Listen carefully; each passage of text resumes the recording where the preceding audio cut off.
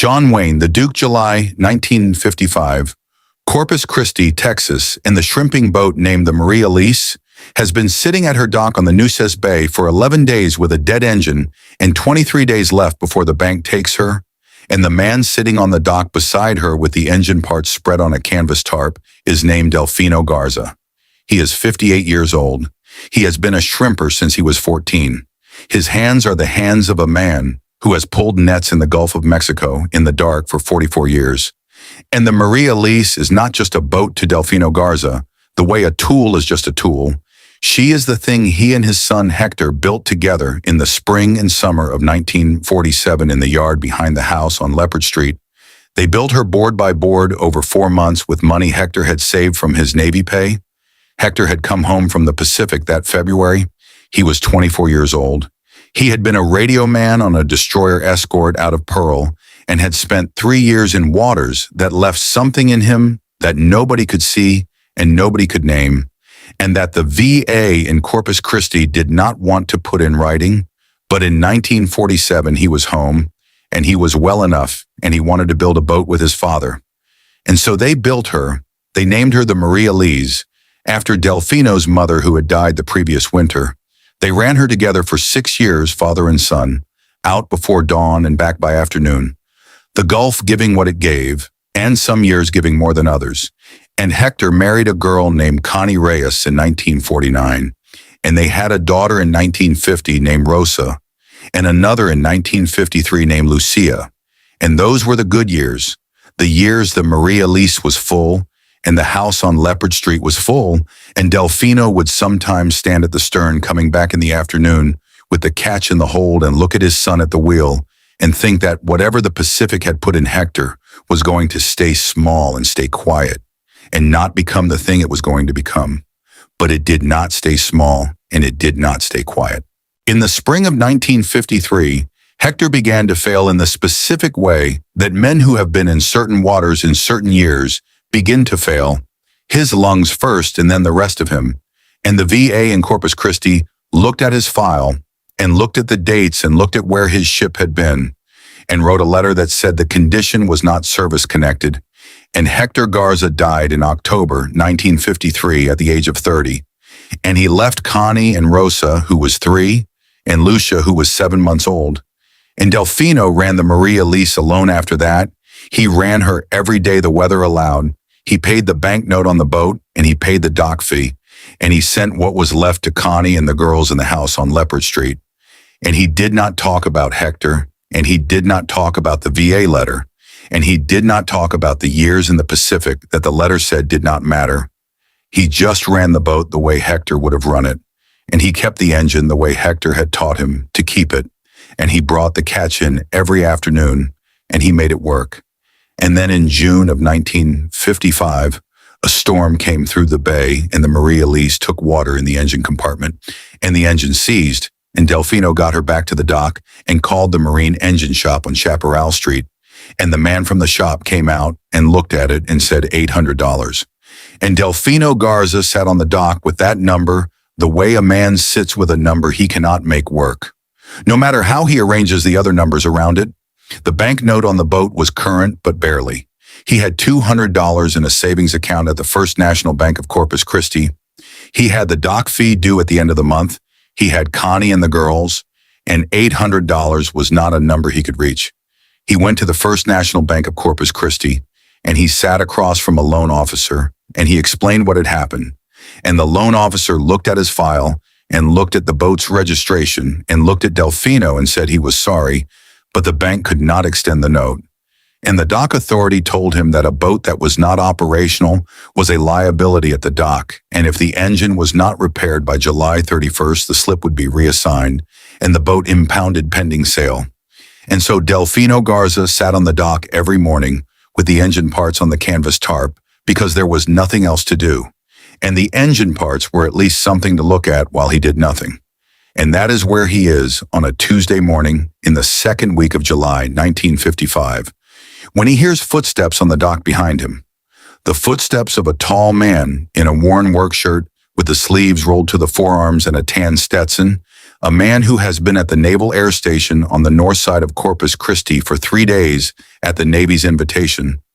The Navy had asked and the man had said yes because he always said yes to the Navy, and this is his last morning in Corpus Christi, and his ride to the airfield is not until noon, and he has walked the waterfront the way he walks any waterfront in any town when he has time before a ride.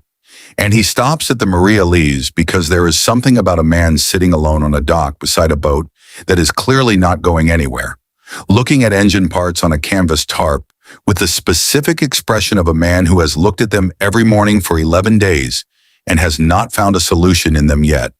And the tall man crouches down beside Delfino on the dock, and he looks at the engine parts too.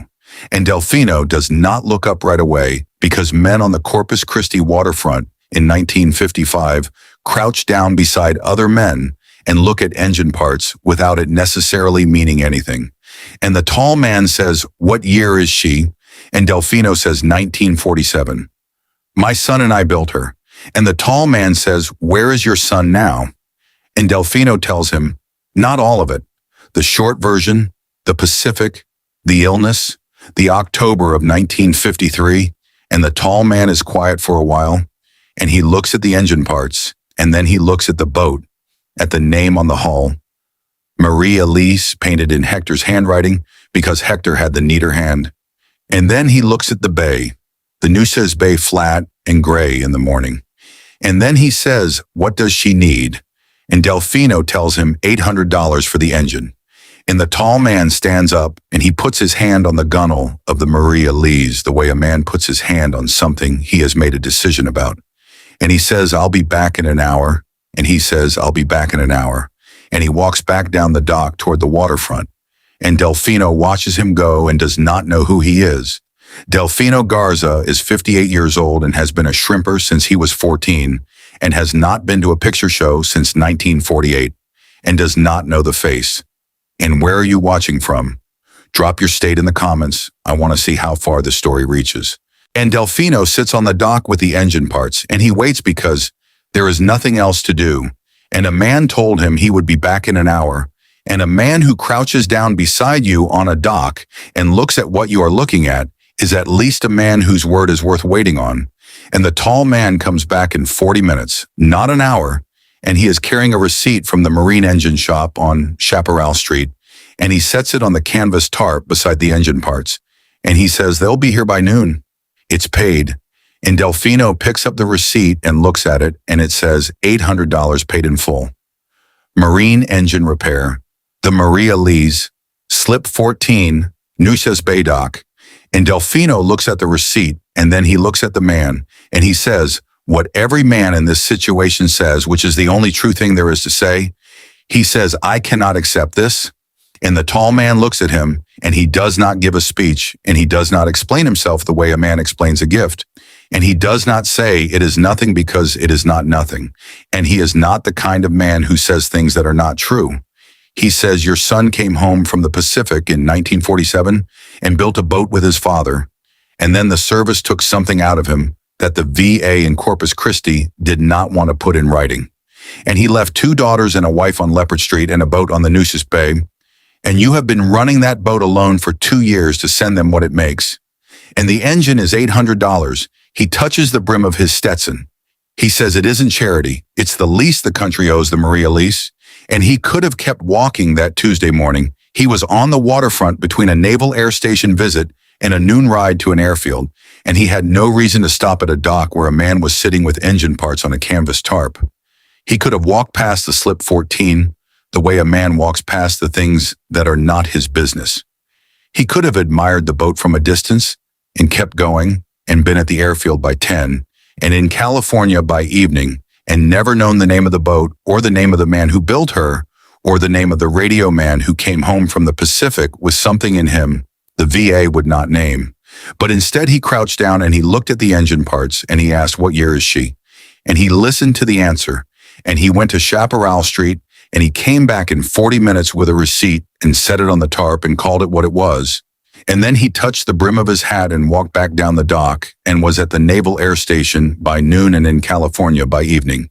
And the men from the engine shop on Chaparral Street arrived at slip 14 at 12:15, with the parts and the tools, and they worked through the afternoon, and by 4 o'clock, the Marie Elise had an engine again. And Delfino started her up and listened to her run, and sat at the wheel for a long time with his hands on it, and did not go anywhere. Just sat there listening to the engine that someone had paid for, with a word that was not charity, but a debt. And the Marie Elise ran for 19 more years after that Tuesday. Delfino took her out 5 days a week until 1963, when his back began to fail him, and then 3 days a week until 1970, and then he ran her on Saturdays only until 1974, the year he turned 77, and on a Saturday in October 1974, his granddaughter Rosa came down to the dock at slip 14. Rosa was the older one, the 7-year-old from Leopard Street. She was 24 now, and working on her graduate degree in marine biology at Texas A&M in Corpus Christi. And Delfino said, "Today is the last run," and Rosa said, "I know," and she got in, and they went out together on the Nueces Bay one more time, the old man and his granddaughter, and they brought the catch in at dusk, and Rosa brought her into the dock and tied her to the same cleat her father had tied her to in 1947, and she sat on the dock for a long time after Delfino had gone up to the truck. And she looked at the name on the hull, Marie Elise, her great-grandmother's name in Hector Garza's handwriting, faded now but still there. And she thought about the grandfather she never had and the boat he and her father built in the yard on Leopard Street in the spring and summer of 1947. And she did not know about the Tuesday morning in July 1955 because Delfino had never told her. Delfino had never told anyone. He had kept the receipt from the marine engine shop on Chaparral Street in the drawer beside his bed from 1955 until 1974. And when he retired the boat, he put the receipt in the boat's papers in the wooden box in the cabin, and Rosa found the wooden box when she was going through the cabin before the boat went to the Corpus Christi Maritime Museum. And Rosa found the wooden box when she was going through the cabin before the boat went to the Corpus Christi Maritime Museum.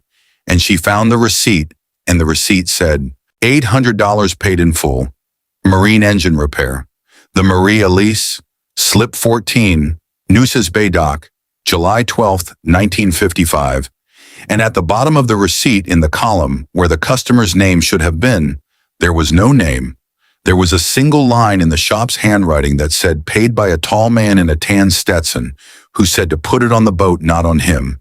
And Rosa Garza sat in the cabin of the Marie Elise with that receipt in her hand for a long time. And she thought about July 1955. And she thought about what her grandfather had told her once and only once about that summer. That a man had stopped on the dock and crouched down and looked at the engine parts and come back in 40 minutes with a receipt. And she thought about who was in Corpus Christi in July 1955 at the Naval Air Station. And she went home and she looked it up. And she found the Naval Air Station visitor logs from that summer in the Nueces County Historical Society archive. And the log for July 12, 1955, listed one civilian visitor. And the name on the log was John Wayne. And Rosa Garza sat at the table in the archive with that log open in front of her. And she looked at the name for a long time. And then she folded the receipt and put it back in the wooden box with the boat's papers. And she took the box home. And the Marie Elise went to the Corpus Christi Maritime Museum that fall, where she is a permanent exhibit today, dry docked at the Harbor Bridge waterfront. And if you go there, you will see her name on the hull in Hector Garza's faded handwriting. And there is a placard on her hull that reads, built 1947 by Delfino and Hector Garza, Corpus Christi, Texas. Hector Garza served in the United States Navy in the Pacific 1944 to 1947. The engine that runs her was paid for by a stranger on the dock on July 12, 1955. The stranger's name was never written on the receipt. He said to put it on the boat, not on him. And in the museum's archive collection, there is a copy of a Naval Air Station visitor log from that same date. And the name on it is there for anyone who wants to look. And Rosa Garza never told the museum who the visitor was. She let them find it the way she found it, in the log, in the archive. The way things that are true do not need to be announced. They just need to be there for the person who is looking. If this story reached you, do me a favor, pass it on, share it with a veteran in your life. Hit that subscribe button if you haven't yet. There are more Duke stories coming, and they don't make men like John Wayne anymore.